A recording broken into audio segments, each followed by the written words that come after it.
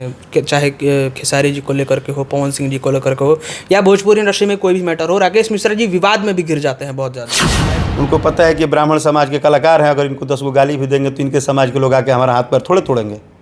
और लोगों को जैसे ही बोलते हैं तो लोग सोशल मीडिया पर गलियाना शुरू कर देते हैं। अभी तक के जितने भी भोजपुरी में लोगों ने अपना कोशिश किया है रंगदारी गाना पे, उससे बिल्कुल अलग होगा, और बात भी अलग होगा और मिजाज भी अलग होगा। क्रिएटिविटी के चक्कर में राकेश मिश्रा जी का नाम कहीं ना कहीं कम हो जा रहा है या दब जा रहा है, क्योंकि बहुत लोग आ रहे हैं तो कुछ लोग बोलते हैं कि हम फलानवा हैं तो हम बहुत बड़े स्टार। और आपको भले ये लगे कि हम बोल रहे हैं, लेकिन एक बार चंदा कटाई भौजी जो गाना है, आप वीडियो कल आ जाएगा सवेरा म्यूजिक वर्ल्ड पे, आप राकेश मिश्रा सर्च कर लीजिएगा, चंदा कटाई भौजी सर्च कर लीजिएगा। उस गाने को देख के ना आपको फील होगा कि क्या चीज़ हो सकती है। पहला सवाल राकेश मिश्रा जी से ये रहेगा, जो मेरा भी स्पेशली खुद का भी सवाल है, एज अ फैन मानिए, एज अ भाई मानिए। राकेश मिश्रा जी जब भी गाना गाते हैं तो तहलका होता है, जब भी गाना गाएंगे, और नहीं गाएंगे तो इतना पीछे चले जाते हैं राकेश मिश्रा जी की, दिखते ही नहीं है। ये चीज़ क्यों होता है? जैसे बीच में अभी आपका कमरिया आया तो आपका 2-3 गाना लगातार बजा, लगातार राकेश मिश्रा जी दिखे। उसके पहले बहुत बड़ा आपका राजा जाई ना 1 बिलियन व्यूज़ गया हुआ है। मुझे लगता है कि आप जब अलग करने का प्रयास करोगे तो ये एक थ्रू आउट वर्किंग का चेंज पॉइंट होता है। अगर आप सिमिलर करोगे तो आप पर डे रहो, लेकिन जब अलग करोगे तो आपको एक ब्रेक भी लेना होगा, क्योंकि जब सोचोगे तब आप करोगे। अगर आप कॉपी पेस्ट पे चलोगे तो फिर रोज़ जाओ रील पे से उठा लो, कहीं से उठा लो जो चल रहा है। और अगर आपको अपना नया देना है तो आपको थोड़ा काम करना पड़ेगा।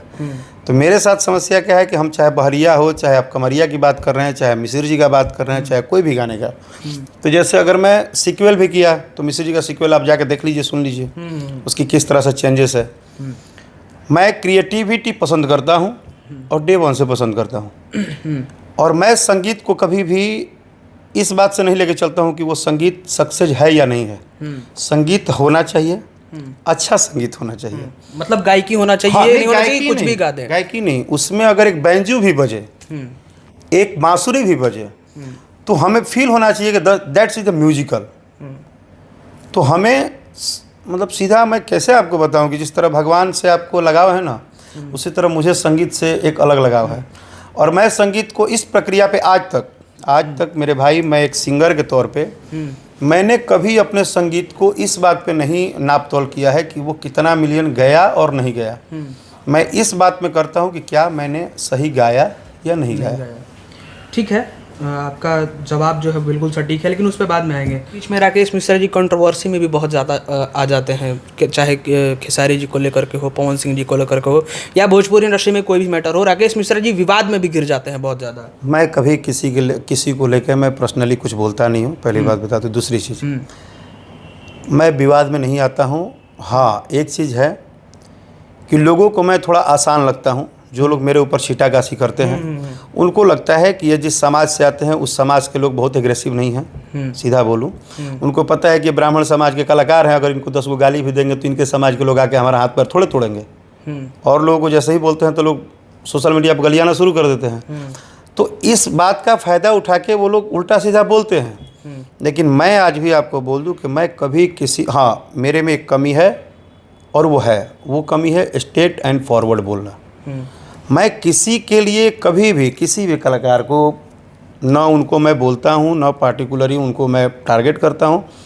लेकिन अगर आप मुझसे पूछेंगे कि शीशो है, और अगर वो शीशो है तो हम उसको सागवान नहीं बोलेंगे। ये मेरी आदत है। हम जय भैया, तय भैया, ये सब हम नहीं करते हैं। राकेश मिश्रा जी बीच बीच में गायब तो होते हैं, लेकिन जब भी गाना लाते हैं तो बहुत ब्लॉकबस्टर जाता है।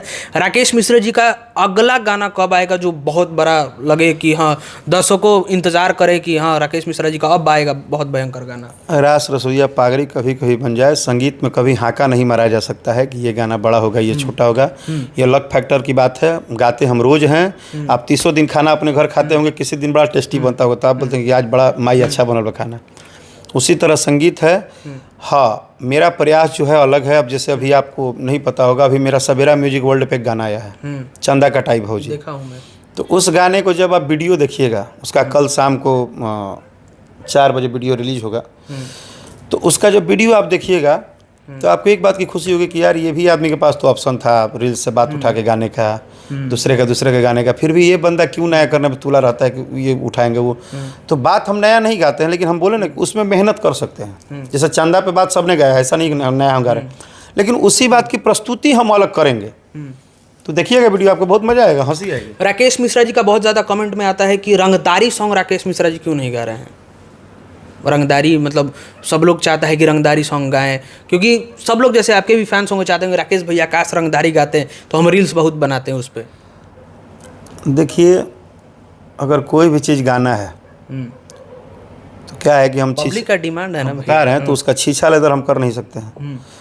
तो जब छीछा लेदर नहीं करेंगे तो हमको थोड़ा स्पेशल आना पड़ेगा। और आप छोटे भाई हैं, आप भरोसा रखिए, हम जब गाना लाएंगे रंगदारी का, तो अभी तक के भोजपुरी के सारे रंगदारी गाना के से अलग होगा और यूनिक होगा। दोनों सब देखिए। हाँ, अभी तक के जितने भी भोजपुरी में लोगों ने अपना कोशिश किया है रंगदारी गाना पे, उससे बिल्कुल अलग होगा, और बात भी अलग होगा और मिजाज भी अलग होगा। आएगा जल्दी क्या, मीन्स सब कुछ प्रोसेस में है, प्रोसेस में चल रहा है काम, परोसा जाएगा। क्या है कि आपने बोला ना कि जैसे लोग डिमांड कर रहे हैं, तो मेरा हमेशा से आप देखिएगा मेरा पोस्ट भी, मैं कभी कभी मैं ना श्रोता को कभी भी पॉलिटिकली नहीं लेता हूँ। जनता को ना मैं खाली मुँह मियाँ मिट्ठू के लिए नहीं बोलता हूँ कि ये भगवान है, मेरी जान है। हम सच में जनता की ओपिनियन को लेते हैं। कभी कभी मेरा सोशल मीडिया पे तो हम पूछ देते हैं कि इस बार का देवी गीत कैसा होना चाहिए, सावन कैसा होना चाहिए, क्योंकि जनता में भी ना बहुत सारे लोग बैठे हैं जिनको म्यूजिकली नॉलेज है।